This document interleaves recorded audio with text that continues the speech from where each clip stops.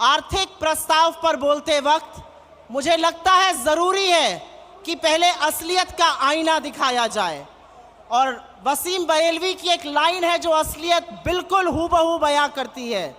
तेरी फाइलों में गांव का मौसम गुलाबी है, ये आंकड़े हैं झूठे, ये दावे किताबी हैं।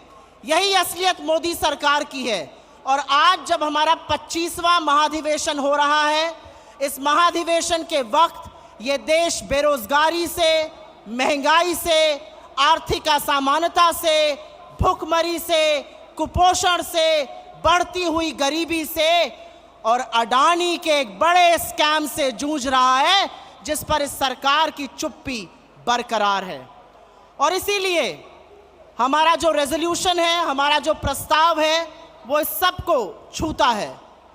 मोदी सरकार से बेरोजगारी की बात करो तो कहते हैं पकौड़ा तल लो, पर पकौड़ा तलने वाला तेल आपने 90 से 220 कर दिया और आटे पर भी जीएसटी लगा दिया।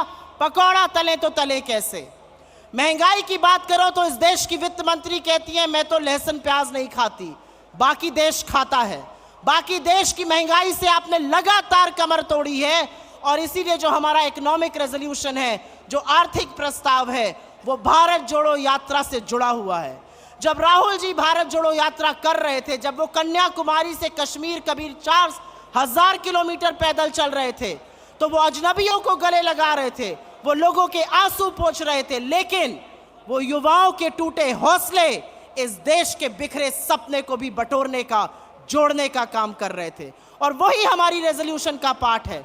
हम आर्थिक असमानता कम करने पर प्रतिबद्ध हैं, हम भुखमरी को खत्म करने पर प्रतिबद्ध हैं, हम रोजगार बनाने पर प्रतिबद्ध हैं, हम महंगाई को नियंत्रण में लाने पर प्रतिबद्ध हैं। मैं आपसे पूछती हूं, जो महंगाई की बात करते हैं, प्राइम मिनिस्टर से बात करो या मंत्रियों से बात करो, तो वो ऐसा सच्चाई से पलड़ा झाड़ लेते हैं, उनको महंगाई का आईना दिखाओ तो आंखें मूंद लेते हैं, और प्रधानमंत्री तो मुंह में दही जमा लेते हैं, वही दही जिस पर उन्होंने जीएसटी लगा दिया है। यह देश महंगाई से जूझ रहा है, इस देश की आय कम हुई है, बेरोजगारी ज्यादा, और इसीलिए महंगाई एक बहुत बड़ी भयावह समस्या हमारे सामने बनकर खड़ी है। क्या कुछ किया नहीं जा सकता है महंगाई को लेकर? बहुत कुछ किया जा सकता है। क्या महंगाई खत्म नहीं हो सकती है? क्या पेट्रोल डीजल का दाम नियंत्रण में नहीं आ सकता? आ सकता है। लेकिन यह सरकार मुनाफाखोरी करना चाहती है, ये पैसा बनाना चाहती है, आपकी जेब पर डाका डालना चाहती है, इसलिए महंगाई को खत्म करने का नाम नहीं ले रही। मैं आर्थिक असमानता पर बात करूंगी। 1% देश के पास 40% संसाधन है। 1% देश के पास अगर 40% संसाधन है, तो अडानी जी के महास्कैम के बारे में कौन बात करेगा? एक व्यक्ति जिसको आपने 609 नंबर से दूसरे नंबर पर लाकर विश्व के सबसे अमीर लोगों की सूची में बिठा दिया, आज वो आक्षेपों के घेरे पर है। उनके ऊपर गंभीर आरोप है। उनके ऊपर आरोप है स्टॉक मार्केट में हेरा फेरी करने का, उनके ऊपर आरोप है पैसा बनाने का, उनके ऊपर आरोप है बेनामी संपत्ति का।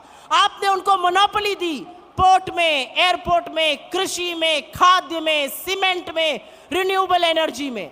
लेकिन जब आज उनके आक्षेप सामने आए हैं, आरोप सामने आए हैं, तो प्रधानमंत्री का गला सूखने लगता है। और जब राहुल जी उनसे लोकसभा में और हमारे अध्यक्ष उनसे राज्यसभा में सवाल पूछते हैं, तो उनके कांपते हाथों से वो पानी पीते हैं। लेकिन एक भी संस्थान उनके खिलाफ एक्ट नहीं करता है। कहां है सेबी, कहां है आरबीआई, कहां है डायरेक्टरेट ऑफ रेवेन्यू इंटेलिजेंस, कहां है ईडी, कहां है इनकम टैक्स, कहां है एसएफआईओ, कहां है एमसीए? एक शब्द नहीं बोला जाता है अडानी के खिलाफ। दुनिया भर के संस्थान, दुनिया भर के मार्केट्स, दुनिया भर के बैंक उनके खिलाफ एक्शन ले रहे हैं, लेकिन हमारे देश में उनके खिलाफ एक्शन नहीं लिया जाएगा। और मैं उत्तर प्रदेश से आती हूं और वहां पर एक लाइन है, जब सैया भय कोतवाल तो डर काहे का। और यही असलियत है। एक व्यक्ति एक्शन लेने को तैयार नहीं है। डाउ जोन्स और एसएनपी एक्शन ले रहा है, स्टैंडर्ड चार्टर्ड एक्शन ले रहा है, क्रेडिट स्विस एक्शन ले रहा है, सिटी बैंक एक्शन ले रहा है, यूके का रेगुलेटर एक्शन ले रहा है, लेकिन हम एक्शन लेने को तैयार नहीं है। और इसका खामियाजा यह देश भुगत रहा है। जब आप एक कारोबारी को लेकर दुनिया भर में घूमते हैं और उनका व्यवसाय बढ़ाने की कोशिश करते हैं, तो आप बेरोजगारी पर, महंगाई पर, बढ़ती गरीबी पर, आर्थिक असमानता पर बोलने का ना हौसला रखते हैं, ना बोलने की नैतिकता रखते हैं। बहुत लंबी बात नहीं करनी है। यहाँ पर मैं ये ज़रूर कहूँगी कि हमारी जो चुनी हुई सरकारें हैं, चाहे वो राजस्थान हो, हिमाचल हो, छत्तीसगढ़ की सरकार हो, लोगों की बात सुनती है और उसी के बल पर हमारा नीति निर्माण होता है। चाहे ओल्ड पेंशन स्कीम हो जो हमारी तीनों सरकार ने करी, या चाहे अर्बन मनरेगा हो, या हेल्थ की व्यवस्था हो, या न्याय स्कीम जो छत्तीसगढ़ ने लॉन्च करी, यही हमारा खाका है, यही हमारा प्रारूप है।